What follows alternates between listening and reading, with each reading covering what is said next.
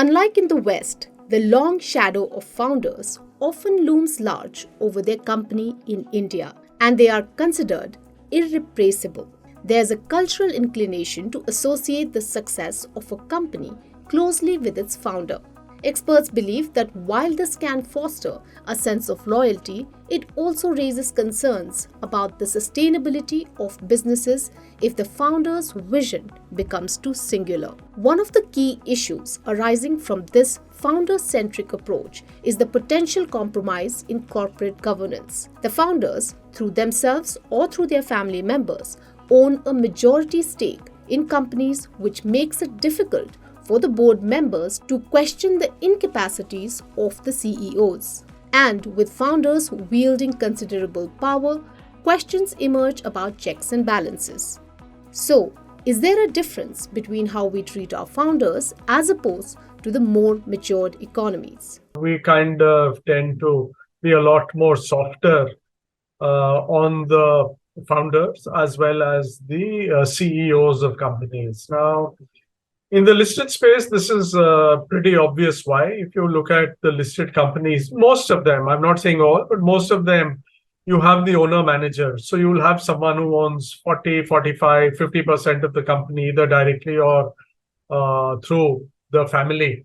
And therefore, it's very difficult for the board members to say that, look, we are really unhappy with your performance and we want you to leave, because the controlling shareholder, in this case the family, will have the ability to vote themselves in. Coming to founders and startups, what we haven't seen is we see less action, probably because a lot of the money which has come through has come on the back of promoters. So what are you doing? You're kind of not saying that I'm going to back a company. What you're saying is, look, I'm going to back an individual who has an idea and who we believe has the capability of rolling out on a business plan. Founder of Sahara India, Subrata Roy, who passed away last week, ran the company to the ground. But none could question his decisions or put checks in place to avoid the disaster. Experts also gave the example of Byju's, where the founder is constantly under trouble and a slew of board members have quit. On the other hand, be it Sam Altman, the co-founder of OpenAI, or Steve Jobs, founder of Apple, were thrown out when the board decided fit. Experts believe that effective corporate governance requires a balance of power. When founders become synonymous with the company, it can hinder the establishment of robust governance mechanisms, leaving room for potential conflicts of interest. The gap between how Indian founders are treated compared to their counterparts in developed countries raises questions about sustainability and long-term growth. So, how can this gap be bridged? I think this is a question of maturity of the Indian market. So over a period of time, slowly investors, that is the VCP investors, the media also to some extent now has realized that not all is hunky-dory. For companies, startup companies, unicorns go through, I would say, rough patches, and many companies would also fail. So to that extent, it is not that they need to be glorified.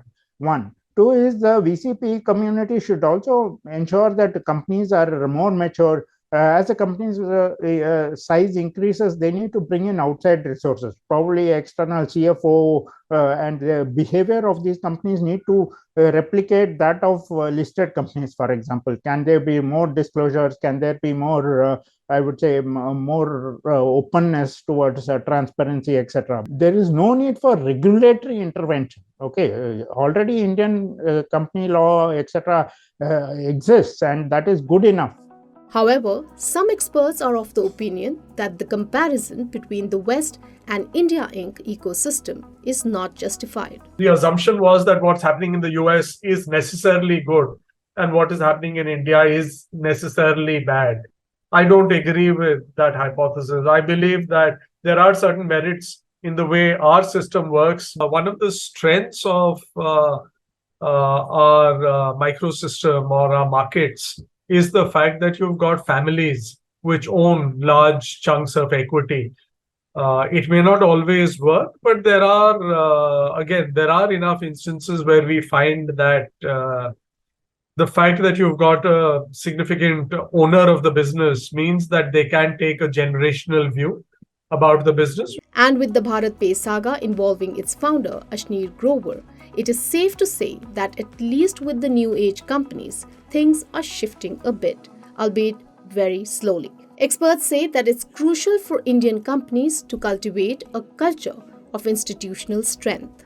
This involves fostering leadership teams beyond the founder and implementing transparent governance structures that withstand transitions. As India aims for global economic leadership, the corporate landscape must evolve. If you like this video, share it and subscribe to Business Standard. For more news, views and insights, log on to www.business-standard.com. Do also follow us on YouTube, Twitter, Facebook, Instagram, Telegram and LinkedIn. He's moving from employee to employer. Business Standard.